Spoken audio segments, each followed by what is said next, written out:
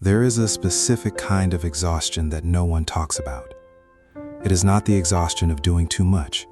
It is not burnout, not stress, not the tiredness that sleep fixes. It is the exhaustion of looking, of always scanning the horizon, of waking up and feeling that wherever you are not quite there yet.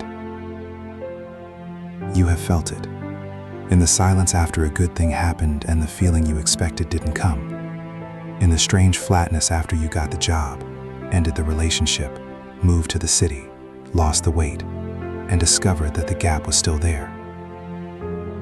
That gap has a name.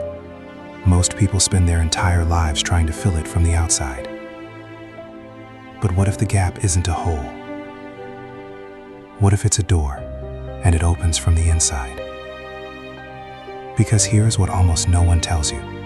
The thing you were chasing has never moved. It has been here in the same place the entire time. And the longer you chase it, the harder it is to find. Not because it's buried deeper, but because running away from something and running toward it look exactly the same. We live in a culture obsessed with acquisition. Get more, become more, optimize, upgrade, evolve. The self-improvement industry is worth billions of dollars, built almost entirely on the premise that you are not enough yet, that the better version of you is one course, one habit, one breakthrough away. And none of that is without value. Growth matters, learning matters, becoming a more capable, more conscious person, that matters.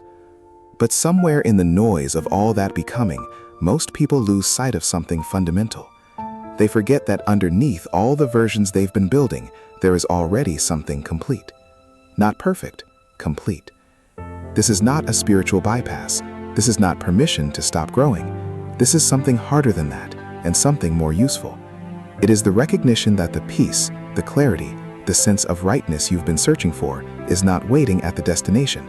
It is the ground you are already standing on. The question is not, how do I find it? The question is, what am I doing that makes it invisible? That question will take this entire script to answer properly. Stay with it. In 1971, a psychologist named Mihaly Csikszentmihalyi began studying what he called peak human experience. He wasn't looking at therapy patients or trauma survivors. He was looking at people who reported feeling most alive. Chess players, surgeons, rock climbers, artists. He wanted to know, when do human beings feel most like themselves? What he found changed everything. People felt most fully alive not when they were pursuing happiness, not when they were chasing a goal, but when they were so absorbed in what they were doing that the self, the anxious, narrating, always evaluating self, temporarily disappeared. He called it flow. But here's what most people miss when they talk about Csikszentmihalyi's work. Flow doesn't happen when you're searching. It happens when you stop. Not stop as in give up. Stop as in arrive. Stop scanning the exits. Stop calculating what this moment is worth compared to some future moment. Stop performing. Stop proving. Think about the moments in your own life when you felt most real, most present, most like you. Were you trying to find yourself in those moments, or had you simply forgotten to look? That's not a rhetorical flourish. That's the mechanism. The act of searching for yourself keeps you in a relationship with an imagined future self. And the imagined future self is always somewhere else, always more complete, always just beyond what you currently are. So you reach, and it moves. You reach again, and it moves again. Not because it is running from you, but because it doesn't exist. The you that you're looking for is not ahead of you. It never was. So if what you're looking for is already here, why can't you feel it? This is where most philosophy gets vague. This is where most self-help gets useless. But the answer is concrete, and it is this. You can't feel it because you filled the space with noise. Not metaphorical noise, inspiration. They are measuring tapes held against something that cannot be measured. The stories you carry about who you are based on who you were at 17, or who your parents needed you to be, or who you became when something broke you. The German philosopher Martin Heidegger wrote about what he called das Man, the they self, the version of you that lives entirely in relation to the anonymous expectations of others. You dress how they dress, you want what they want, you feel inadequate because they set the standard. Most people live there permanently. And here is the brutal truth, the hardest line in this entire script.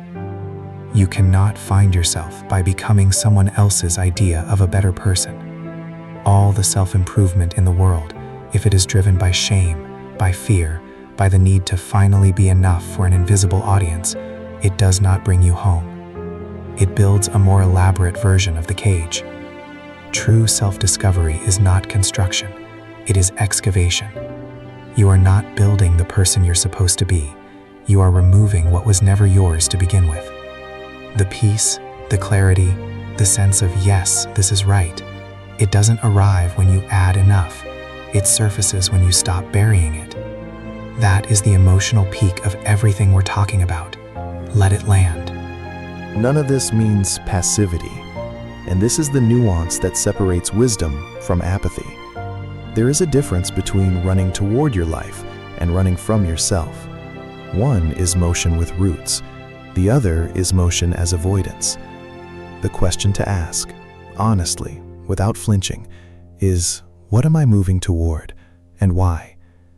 If the answer involves proving something to someone who may not even be watching anymore, that's not direction, that's haunting. If the answer is rooted in genuine curiosity, in love, in a pull that existed before anyone told you it was acceptable, that's something else entirely. The practical shift is smaller than you think.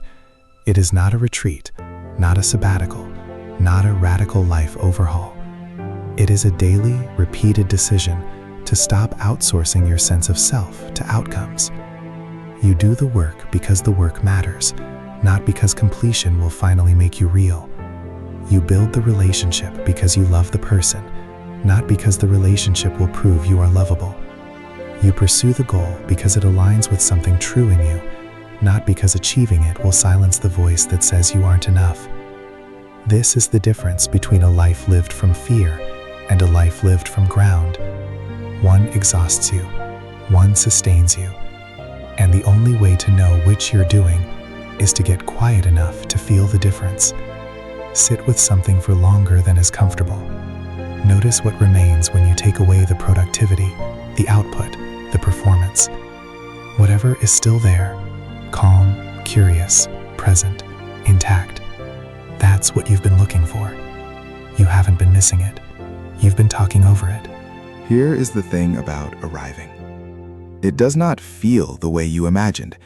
There is no trumpet, no release of pressure, no moment where everything clicks into cinematic clarity.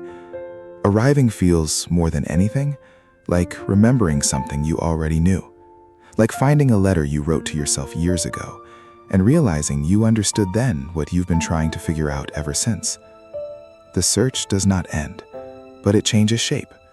You stop looking for what you are, and you start moving from it. That's the shift. Not a destination you reach, a direction you choose.